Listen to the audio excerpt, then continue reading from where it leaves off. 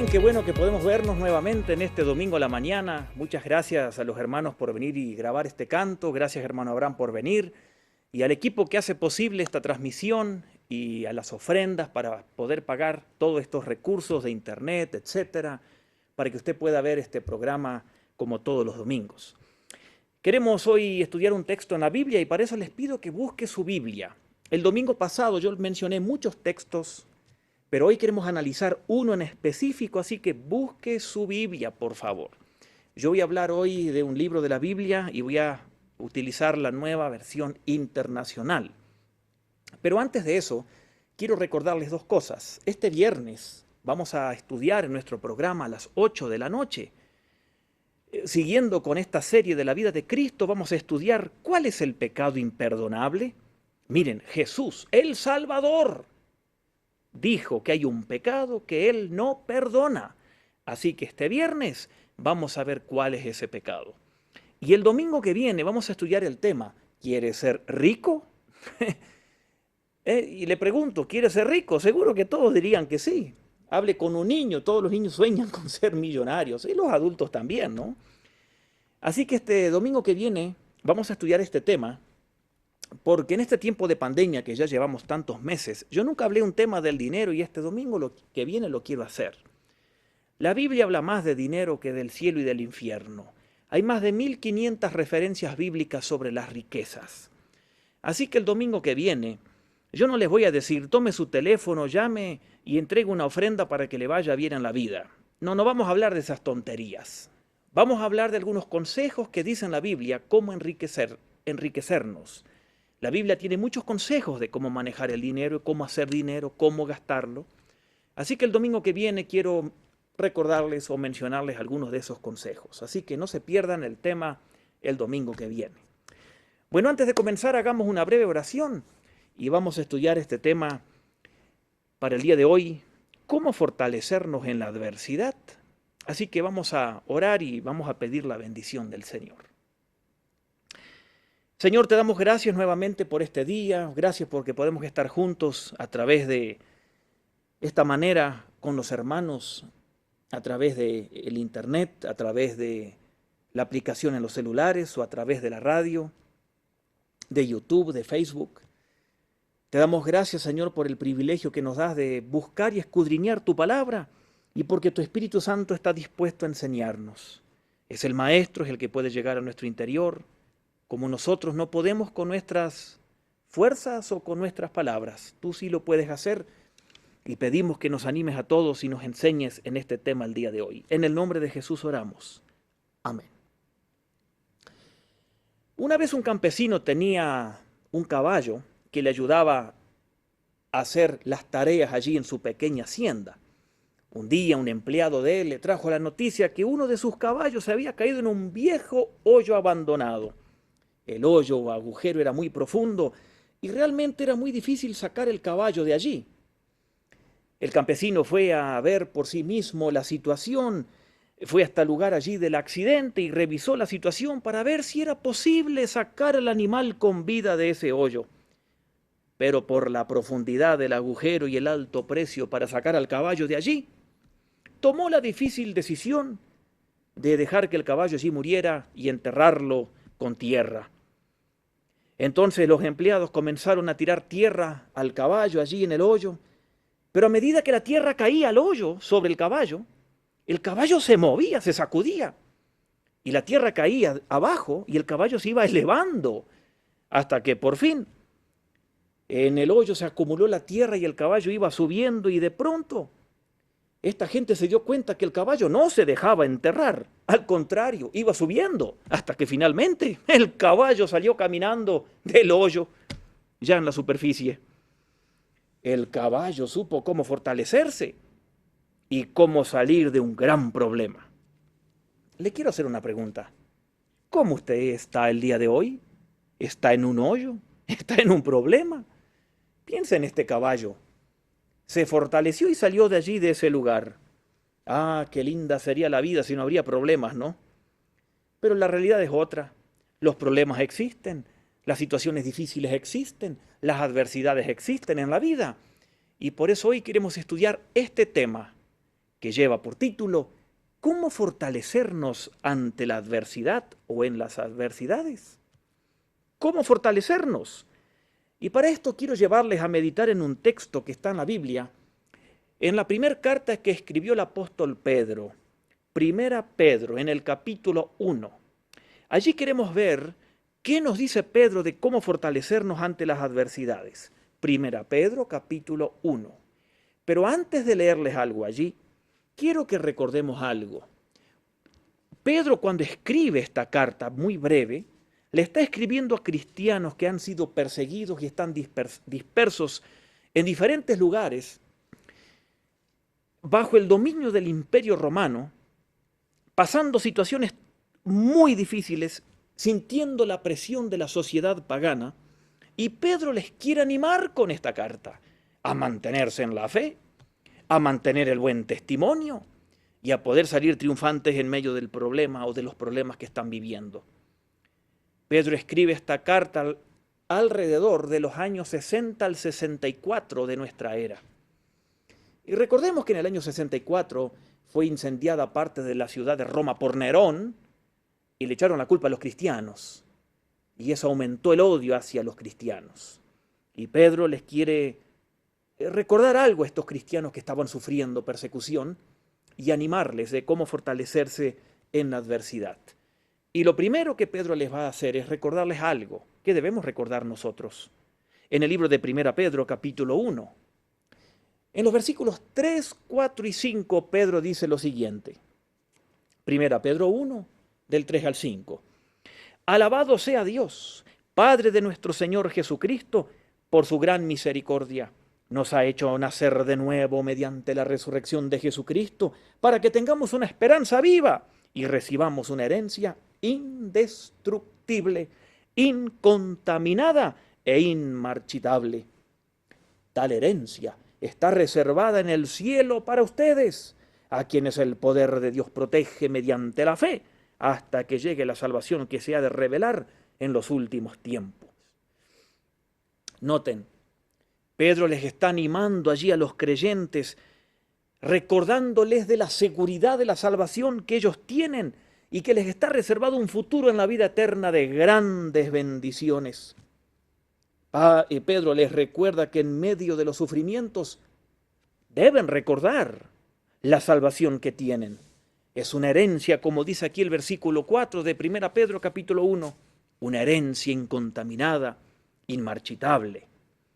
Y Pedro, luego de recordarles a ellos la salvación que tienen, va al meollo de la carta en los siguientes dos versículos. 1 Pedro capítulo 1, versículos 6 y 7, y allí nos vamos a detener en esta mañana. 1 Pedro 1, versículos 6 y 7, y dice así: esto es para ustedes motivo de gran alegría. ¿Qué era el motivo de gran alegría? Lo que escribió anteriormente, que yo les leí, los versículos 3, 4 y 5. La herencia, el cielo que les está esperando. Eso es para ustedes motivo de gran alegría, a pesar de que hasta ahora han tenido que sufrir diversas pruebas por un tiempo. Y luego Pedro hace una comparación con el oro. Verso 7.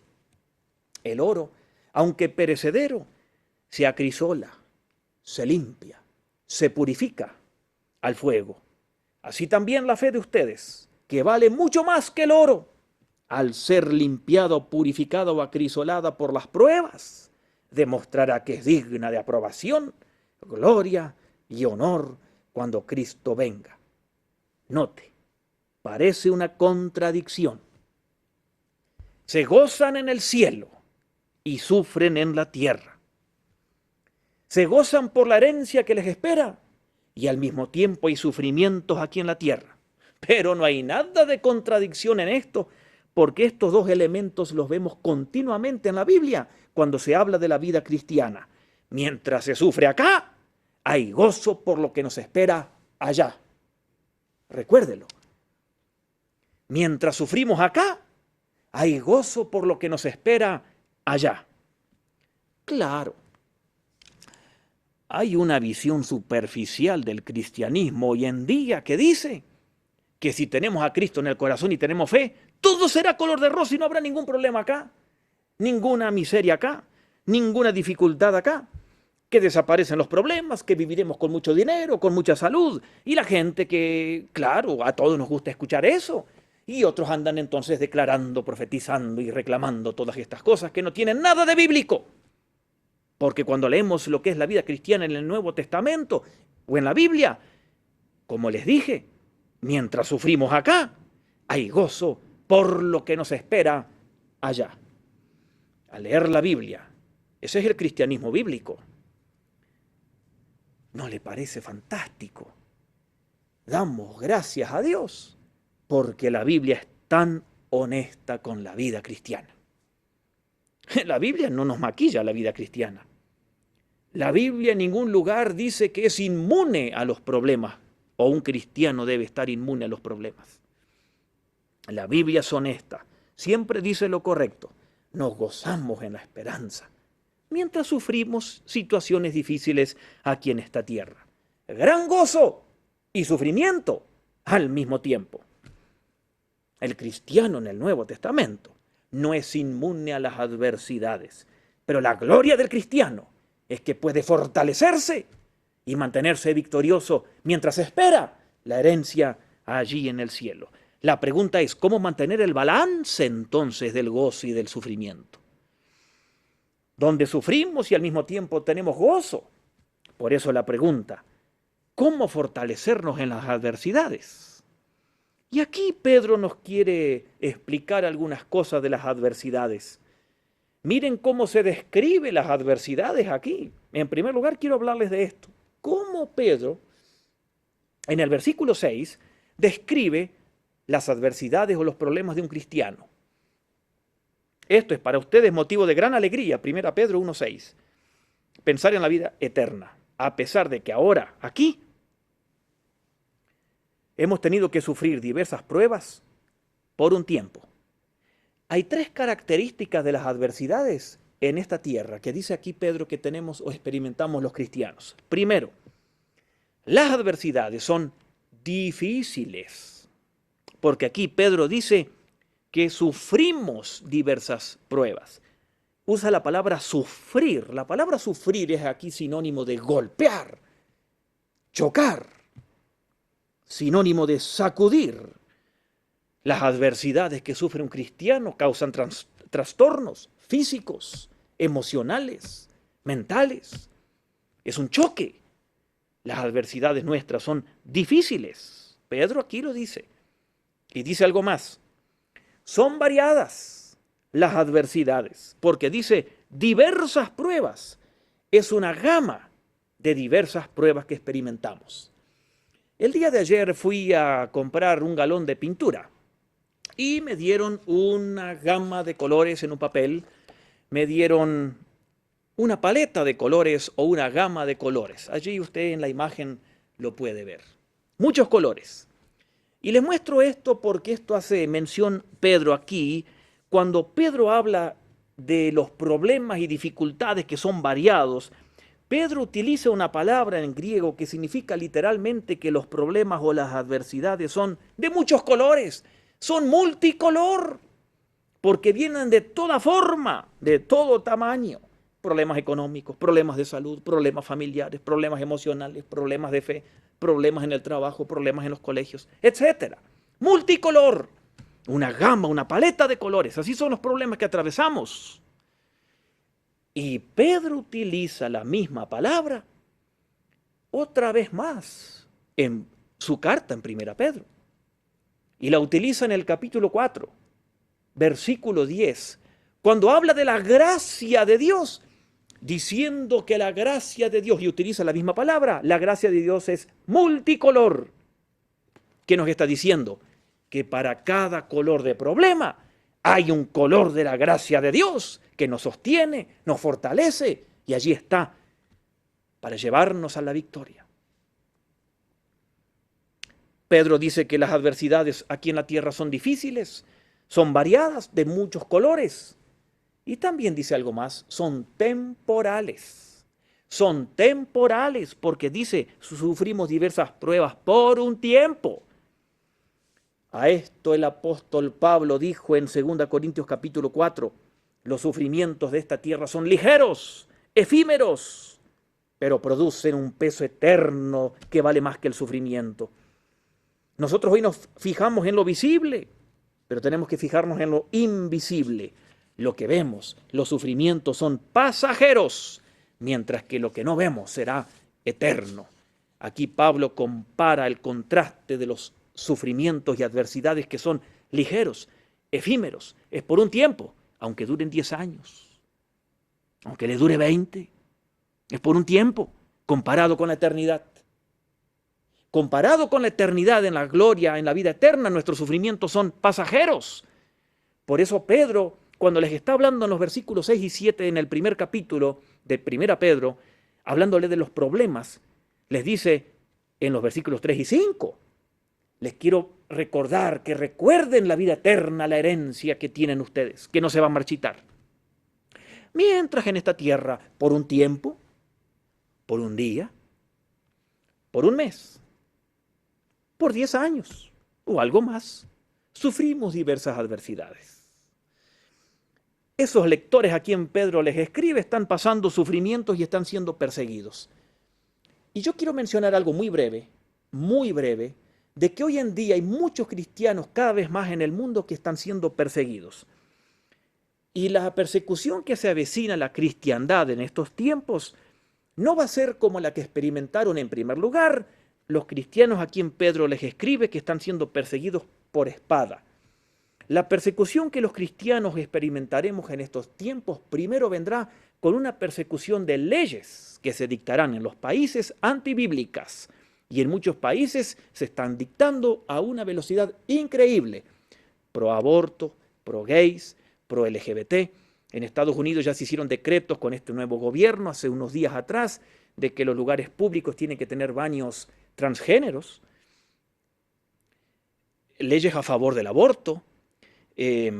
Otras cosas más que no vale la pena mencionar, y yo sé que si los menciono me pueden o nos pueden clausurar los canales aquí en YouTube y en Facebook, como les han hecho muchos pastores y a muchas iglesias en estos últimos días en diferentes países. Las persecuciones primero vendrán en forma de leyes antibíblicas, luego juicios a los cristianos y luego, quizás no una cárcel en primer lugar, pero la imposibilidad de que los cristianos puedan comprar, vender, como está pasando en algunos países del primer mundo.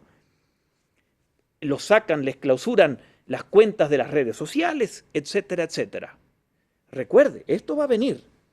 Y cuanto más nos aproximemos a la venida del Señor Jesucristo y querramos vivir más piadosamente, tendremos que lidiar más con estas cosas. Pero ese es otro tema. Ahora quiero volver aquí. La gente a quien Pedro les escribe están sufriendo persecución. ¿Y cómo Pedro va a lidiar con las adversidades? Si queremos gozarnos en la vida eterna y tener esa expectativa mientras sufrimos aquí y salir victoriosos. Pedro les dice entonces cómo fortalecerse. En segundo lugar, cómo fortalecernos. Miren lo que Pedro dice aquí en el 1 Pedro capítulo 1, en el verso 7, que ya les leí. Les menciona el oro. Y Pedro dice el oro, aunque perecedero, se acrisola, se limpia, se purifica con el fuego. La fe de ustedes vale más que el oro. Debe ser probada también por fuego. Noten ustedes. Así que acá el consejo es que nosotros debemos recordar que nuestra fe debe ser probada. Debe ser probada. Mi fe debe ser purificada como el oro. La suya también. No hay opción. Dios tiene que purificar nuestra fe. Y mientras caminamos en esta tierra, sí hay que recordar que nuestra fe será purificada, pero al mismo tiempo recordarnos que nuestro caminar con Dios es con un Dios que todo lo ve, que tenemos una relación peculiar con Dios que no la tiene el mundo, que Dios nos ama, que aunque estemos atravesando por dificultades, aunque nos estén tirando tierra como la historia del caballo, Dios está en control y Dios está guiando todo. Tenemos una relación con Dios, somos sus hijos. Las adversidades tienen un propósito de acrisolarnos, de purificar nuestra fe. Él nos quiere transformar a su imagen y llevarnos a su gloria. Dios, por nuestro bien, debe permitir adversidades. Ahora si a usted le declararon, le profetizaron que nunca tendrá problemas, eso es una fantasía. El cristianismo bíblico es diferente. Mientras sufrimos acá, nos gozamos por lo que nos espera allá. Ahora, ¿por qué la fe debe ser probada? Noten lo que dice Pedro. El oro es precioso, el oro se prueba, pero es perecedero. Nuestra fe vale más que el oro. Miren, el oro no nos sacó del infierno para llevarnos al cielo, es nuestra fe. Nuestra fe nos transformó en muertos a tener vida espiritual.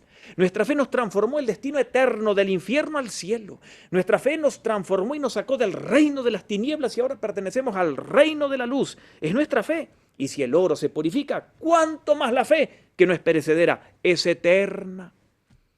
Y usted quizás diga, pero yo tengo fe, Dios no tiene que probarme. Ah, no.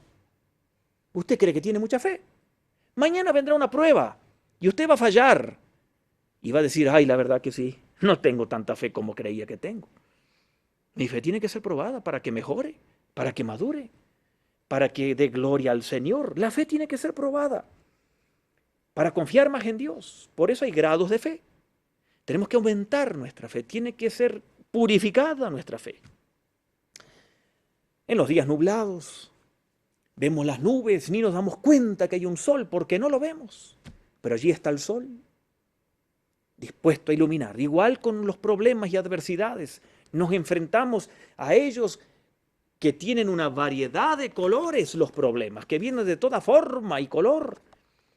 Nos enfrentamos a ellos, pero tenemos que recordar que cuando enfrentamos las adversidades, está el sol, está Dios encima de todo, mirándonos, cuidándonos, dispuestos a fortalecernos, porque no va a permitir que haya una adversidad más allá de la que podamos superar.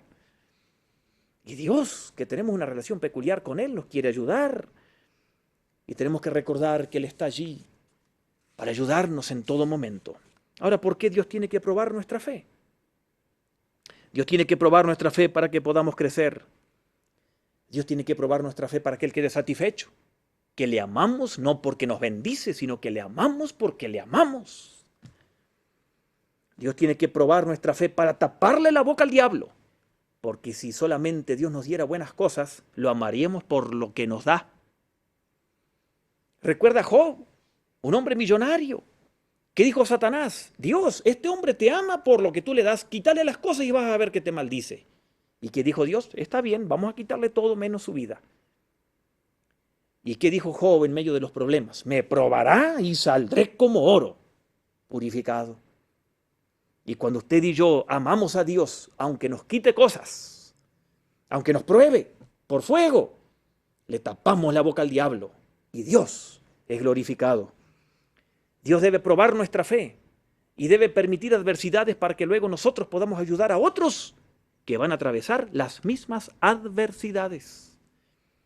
Además, Dios debe probarnos para hacer cosas mayores para Él.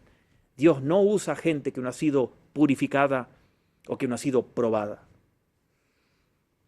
Todas las pruebas tienen un propósito. No es solamente porque a Dios le place hacernos pasar un mal rato. No, tienen un propósito. Aunque en el momento no nos agrada para nada, obviamente. Ahora, si Cristo vive en nosotros, cuando nuestra fe es probada, debemos recordar que Cristo está siendo probado también. Por eso Cristo, cuando dice en Juan 15 que debemos estar en Él, porque sin Él no podemos hacer nada, debemos recordar que debemos depender de Dios cada día, mirar la cruz, mirarlo a Él.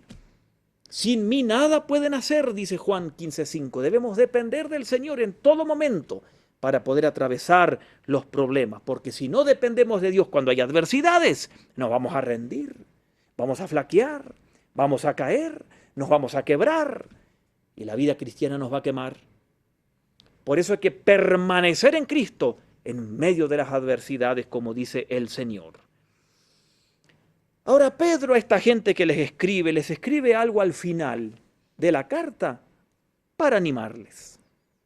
Y Pedro les va a decir algo que yo se los quiero leer en 1 Pedro capítulo 5. Pedro va a terminar su carta animándoles a ellos que están siendo perseguidos allí en el Imperio Romano y viviendo en una sociedad hostil pagana. Y Pedro va a terminar de escribir dándoles una palabra de aliento, como quiero que terminemos en esta mañana. Primera Pedro capítulo 5, versículos 10 y 11. Primera Pedro 5, 10 y 11. Miren lo que dice Pedro. Después de que ustedes hayan sufrido un poco de tiempo, Dios mismo, el Dios de toda gracia, de esa gracia multicolor, que los llamó a su gloria eterna, los va a restaurar, los va a hacer fuertes, firmes y estables. A Él sea el poder por los siglos de los siglos. Noten, de nuevo Pedro enfatiza que los sufrimientos son por un corto tiempo. Las horas de tinieblas pasan.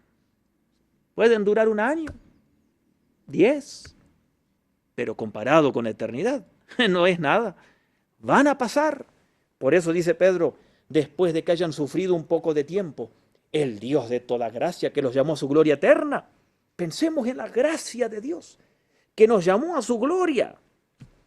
Él nos tiene que llevar a su gloria. No nos puede dejar a medio camino. Debemos confiar, aferrarnos a ese Dios. Dice Pedro que va a hacer 4 cosas cuando superamos las adversidades. Primero, nos va a restaurar. La palabra o la frase allí, nos va a restaurar, viene literalmente del griego que significa reparar una red para pescar. ¿Quién escribe esto? Pedro. ¿Qué oficio tenía Pedro antes de ser apóstol? Pescador. Y él usa esa palabra en el idioma griego. Dios va a remendarnos como se remienda o se restaura una red para pescar. Miren aquí lo que promete. El sufrimiento repara los defectos de nuestro carácter. El sufrimiento hace que nos parezcamos más al Señor. Para muchos esta pandemia es de sufrimiento, es una adversidad. ¿Usted se dio cuenta cuánta ganancia puede haber en medio de esta pandemia? ¿Usted se dio cuenta cómo Dios puede transformar su carácter en medio de esta pandemia? Usted puede crecer en perseverancia, en paciencia, en carácter, en la oración, en la madurez, etc. Dios los va a restaurar, dice Pedro, en medio de las adversidades. Dios nos va a hacer fuertes, dice aquí, sólidos, como las raíces de un árbol, que donde hay viento son más sólidas que en lugares donde no hay viento, porque el viento hace que la raíz crezca con fuerza. Dios, dice Pedro, que en medio de las adversidades nos hará firmes, firmes. Y allí la imagen que tiene Pedro es un cuerpo fortalecido, como el atleta que hace gimnasia, se pone bajo un estricto régimen de gimnasia y de dieta para fortalecer sus músculos con el objetivo de ganar una medalla. Y usted y yo con el objetivo de ir al cielo. Y dice Pedro también que las adversidades, en medio de ellas, Dios nos quiere establecer. La imagen que usa allí, el término, es un término de arquitectura, que significa poner un fundamento sólido para poder construir, como esos edificios altos en estos lugares donde hay muchos terremotos, con grandes columnas para que no se caiga. Mediante el sufrimiento, usted y yo nos damos cuenta que hay cosas en la vida superficiales, innecesarias, escorias, que Dios quita cuando hay sufrimiento, para darle valor a lo que realmente es eterno.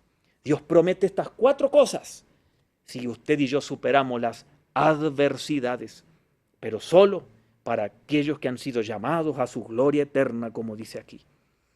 Y ese Dios, dice el verso 11 de este capítulo que les leí recién, va a hacer ese trabajo. Y ese Dios es digno de ser alabado por los siglos de los siglos. Ese Dios, que aunque el futuro sea incierto, sigue estando en control.